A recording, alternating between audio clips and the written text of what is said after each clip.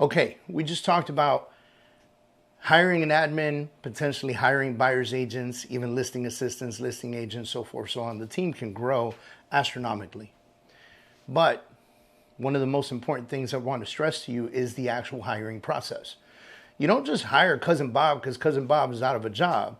You hire Cousin Bob because Cousin Bob knows what to do and he can be trusted. You don't just hire somebody because they're family or friend or something like that. You hire them and you hold them to a higher standard because they're expected to help you build your business. Now, the hiring process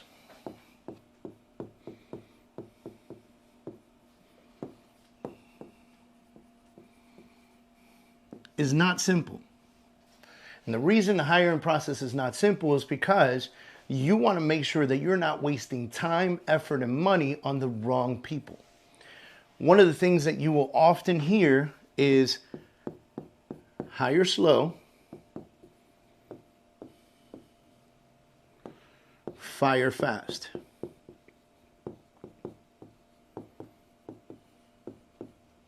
Can you imagine bringing on an admin that consistently gets paperwork wrong, that communicates with your clients improperly, that gives your clients attitude, that doesn't stand up and shake a hand when somebody walks into your office, that doesn't attend to folks right away, that doesn't set the standard for what you believe the standard to be, but you keep them on because you're afraid of confrontation and afraid to tell them that it's not working out. Here's the thing. By not firing fast, what you've done is you've slowed down your business. You've created a situation in which you are now risking your entire business on one person because you didn't have the gall, the audacity, the courage to have the conversation and get rid of them early. The reason that you hire slow is so that you can try your very best as a business owner to get it right from the beginning, so that you don't ever have to face this. Now, I'm not telling you as a business owner you're never going to face this. You're absolutely going to face this. But the art of hiring slow is what's going to help you avoid it at maximum opportunity. So let's talk about hiring, because I think there's a tremendous amount of stuff that goes into hiring properly. And I want to talk to you about it in a stage kind of setup. First things first, know what you are hiring for.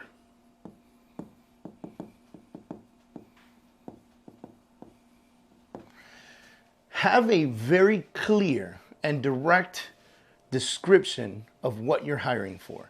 Be extremely clear in your description that you post out there online that folks are reading and submitting their resumes to, so that they know what they're getting into and you are clear from the very beginning. Now, stage 2 to this is, as you post these on job sites, and there are quite a few job sites out there like career.com.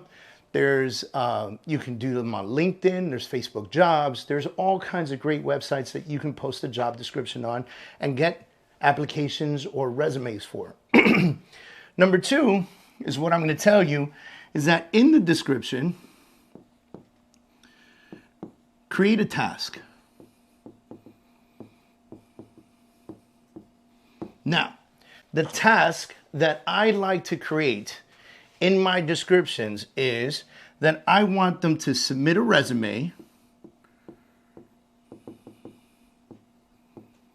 and I want them to submit a DISC profile test.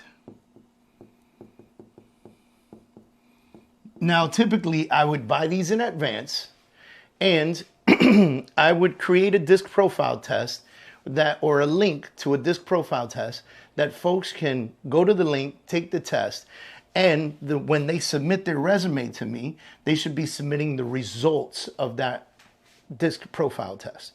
Why do I want a DISC profile test? Well, first of all, before I even have my very first conversation with them, I want to ensure that the job that I'm hiring for, it actually fits that disc profile.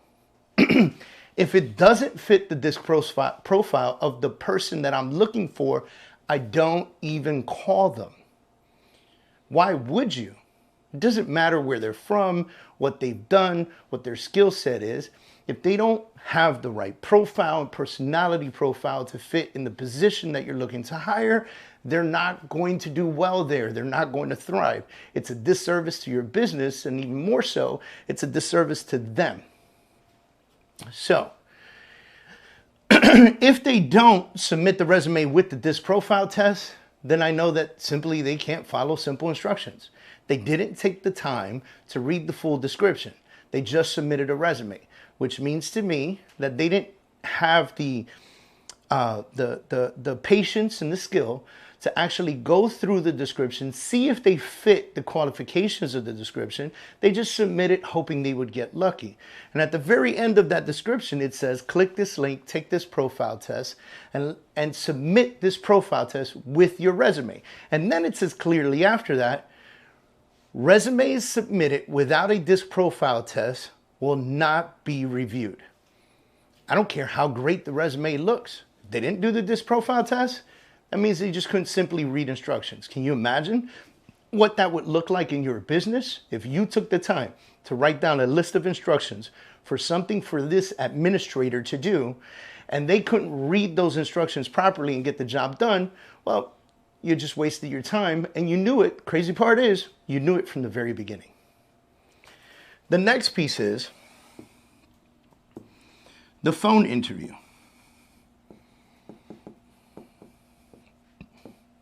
The phone interview should last 5 to 7 minutes.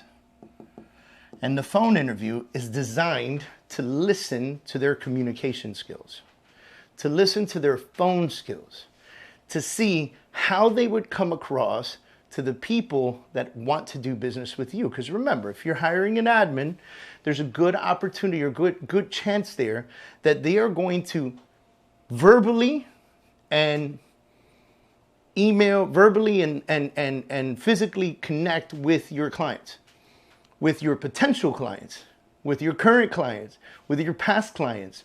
They're going to have that high level of communication with them. And so this phone interview allows you the opportunity to listen to them verbally and see how they're coming across the phone. The next interview is in person.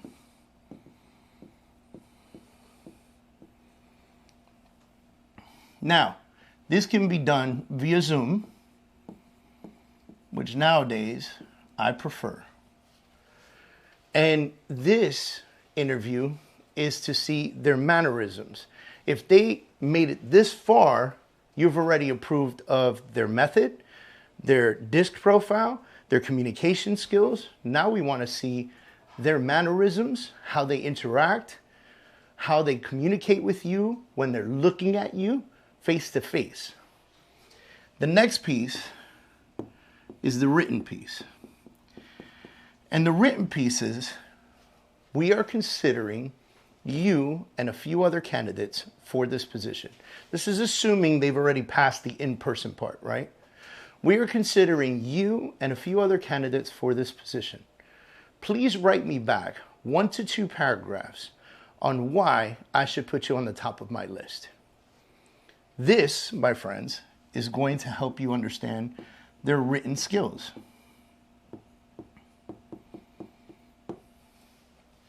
Now, once you've surpassed this, at this point, they have a final interview. In the final interview, what I would like for you to do is learn more about who they are. You already went through the job. You had the phone interview to understand their communication skills. You had the in-person Zoom to see their mannerisms, talk about the things that they've accomplished, things of that nature in business and work. Then they had the written one. They sent you 2 paragraphs. You absolutely loved it. So you called them for this final interview. And in this final interview,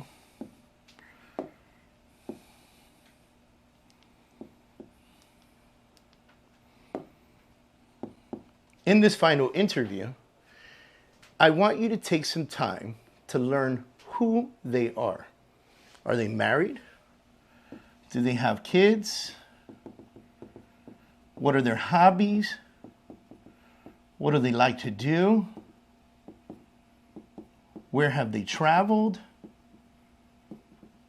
Now, what you notice is that this conversation has nothing to do with the job description. But what this conversation does is it tears down walls.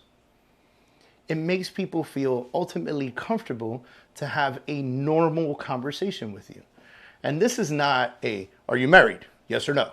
Do you have kids? Yes or no? How many? 2. What are their ages? No, this is a back and forth conversation. How many kids do you have? 2. Oh, wow, I have 4, right? Back and forth conversation. The reason that you want to tear down the walls is because you want to get to know them better. Are they going to fit into your little crew? Are they going to fit into your business? Are they going to fit into your circle? This is your work circle we're talking about here. Are they going to do the job and have the right personality? Are people going to like them in your business? Everybody's businesses is different, come with different personalities. But are people going to connect with them? Will they immediately become a part of the inner circle at work? And that's important for you because your work folks should be your work family. Yes, you write their checks. Yes, you cannot be their best friends. Yes, you are building a business. Yes, Cousin Bob doesn't qualify. But if you can create this and do this the right way, the culture at your office and the culture that you build with the people that you have specifically chosen will be phenomenal in every single way.